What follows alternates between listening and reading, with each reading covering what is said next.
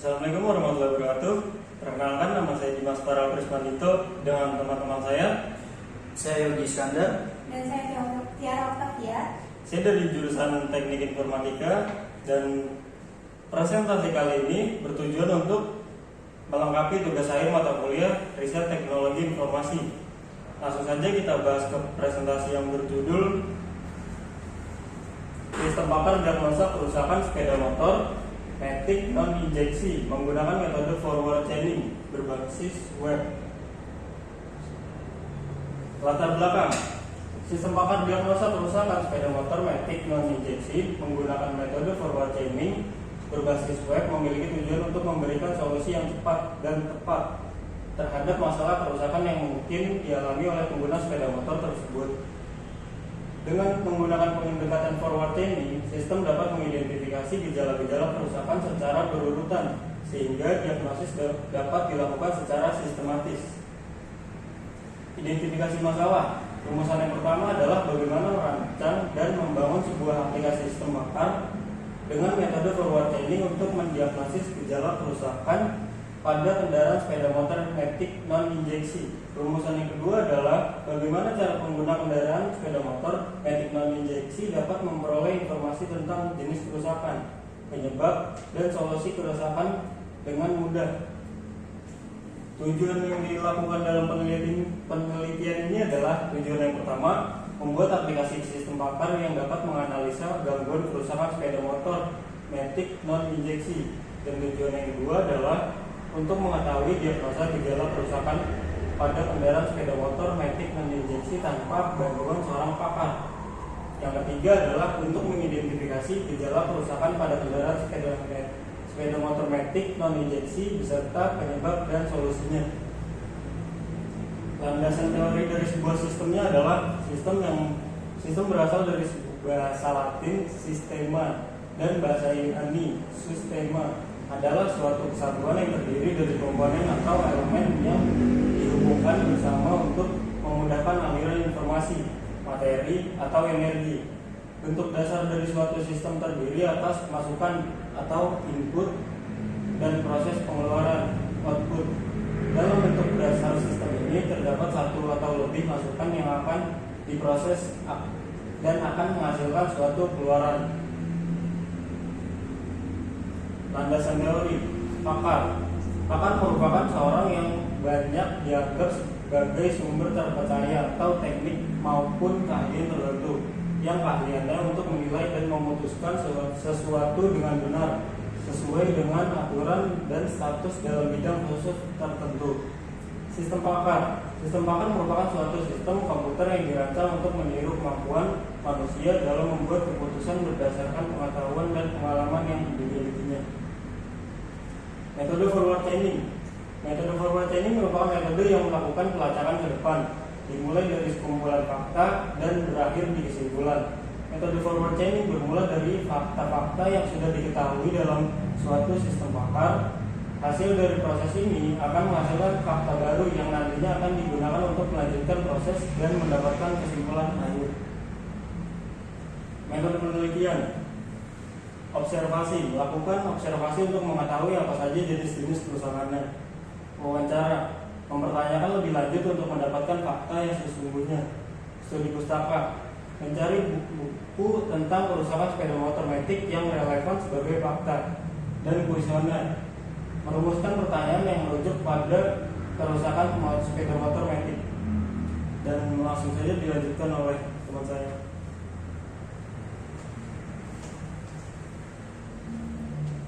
Selanjutnya ada metode pengembangan perangkat lunak. Yang pertama itu ada analisis dan definisi persyaratan.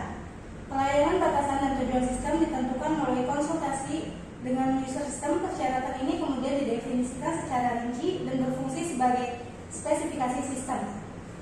Yang kedua ada sistem and software design atau perancangan sistem dan perangkat lunak. Proses perancangan sistem membagi persyaratan dalam sistem perangkat keras atau perangkat lunak. Kegiatan ini menentukan arsitektur sistem secara keseluruhan. Perancangan perangkat lunak melibatkan identifikasi dan deskripsi abstraksi sistem perangkat lunak yang berasal dari hubungan-hubungannya. Yang ketiga ada implementation and unit testing. pengujian unit. Pada tahap ini, perancangan perangkat lunak direalisasikan sebagai serangkaian program atau unit program. Pengujian unit melibatkan verifikasi bahwa setiap unit telah memenuhi spesifikasinya. Yang keempat ada integration and system testing, atau biasa juga disebut dalam bahasa Indonesianya integrasi dan pengujian sistem. Unit program atau program individual diintegrasikan dan diuji sebagai sistem yang lengkap untuk menjamin bahwa persyaratan sistem telah dipenuhi. Setelah pengujian sistem, perangkat lunak dikirim kepada pelanggan. Dan yang terakhir ada operation and maintenance atau operasi dan pemeliharaan. Pada tahap yang terakhir ini, biasanya walaupun tidak seharusnya, ini merupakan fase siklus hidup yang paling lama. Sistem diinstal dan dipakai, pemeliharaan mencakup koreksi dan dari berbagai error yang tidak ditemukan pada tahap-tahap terdahulu, perbaikan atas implementasi unit sistem, dan pengembangan pelayanan sistem. Sementara persyaratan-persyaratan baru ditambahkan. Selanjutnya ada perancangan sistem. Sistem ini dirancang dengan menggunakan model pengembangan perangkat lunak berbasis Object Oriented Programming, yaitu dengan model UML, Unified Modeling Language. Rancangan sistem ini disusun sebagai berikut. Yang pertama ada use case diagram.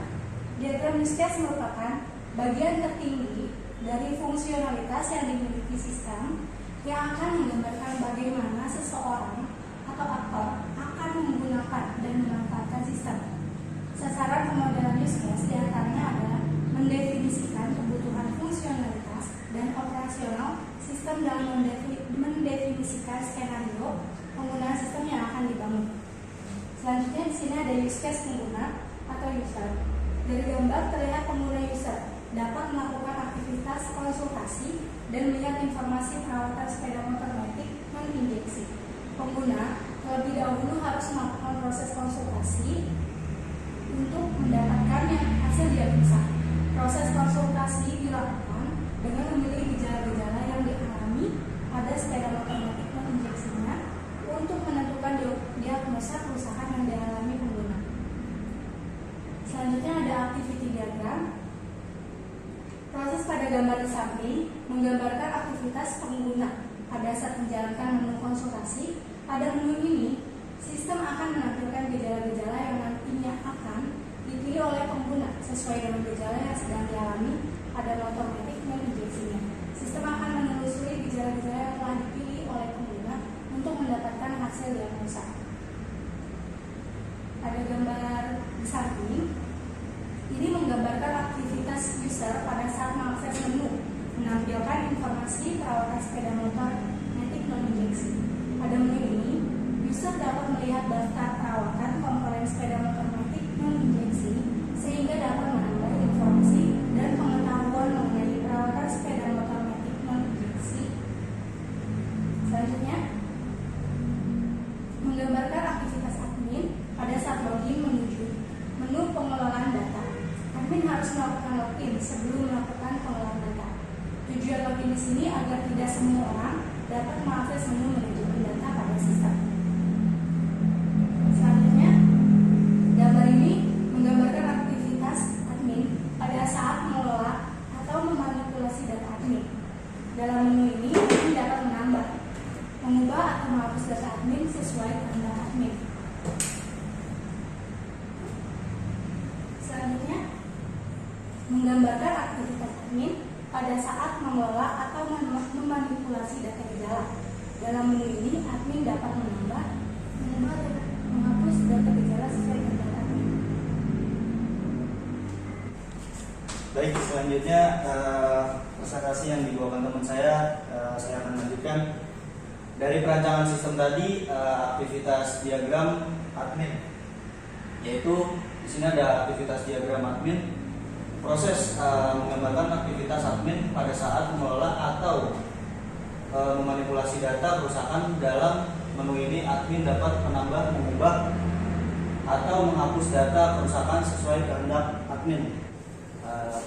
Masih kita lanjut perancangan sistem, aktivitas diagram admin. Untuk proses menggambar menggambarkan aktivitas admin pada saat mengelola atau memanipulasi data kategori dalam menu. Ini admin dapat menambah, mengubah atau menghapus data kategori sesuai kehendak admin.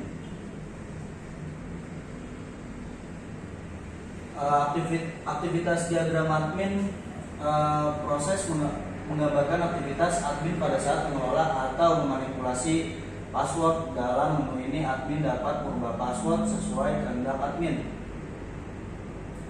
Untuk di sini rencana pengujiannya, dan di sini ada kelas uji, di sini ada butir uji, jenis pengujian.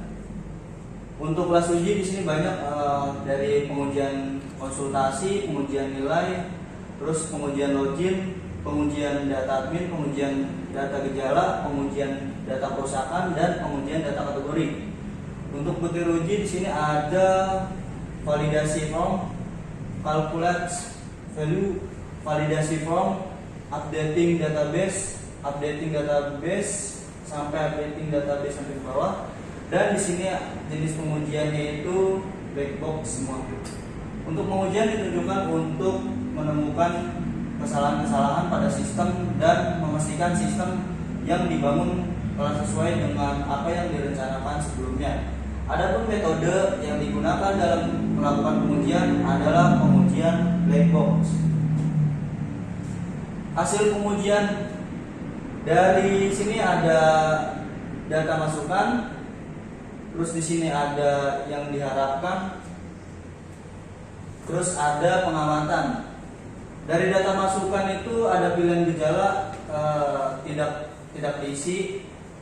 Semua gejala di tiap kategori tidak diisi. Untuk yang diharapkan ditampilkan kategori selanjutnya, ditampilkan pesan otomatik, Anda tidak mengalami kerusakan. Itu untuk yang diharapkan. Untuk pengamatannya, itu di sini ada sistem menampilkan kategori selanjutnya, sistem menampilkan pesan otomatik, Anda tidak mengalami kerusakan dan tidak ada gejala. Untuk kesimpulannya, baik untuk itu bisa diterima dari sini, karena sudah dimasukkan data masukan yang diharapkan, pengamatan, baru kesimpulannya. Dan di sini data tersebut muncul.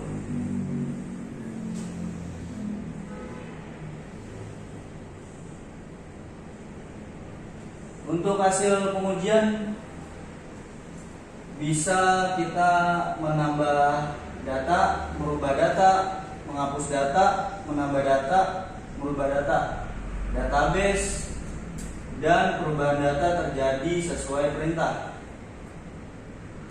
Baik, di sini setelah itu data-data yang sudah di update semua di sini bisa diterima.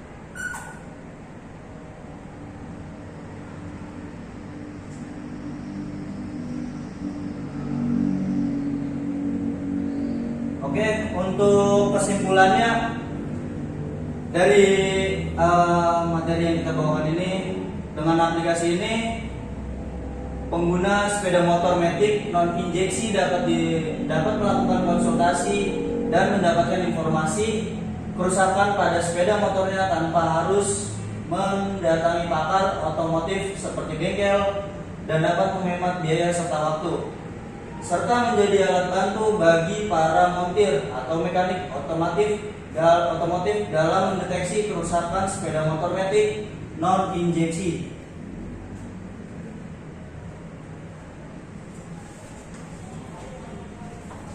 Mungkin itu saja materi yang kita sampaikan dari presentasi video kali ini. Untuk kurang dan lebihnya mohon maaf bila ada salah kata. Wassalamualaikum warahmatullahi wabarakatuh. Waalaikumsalam.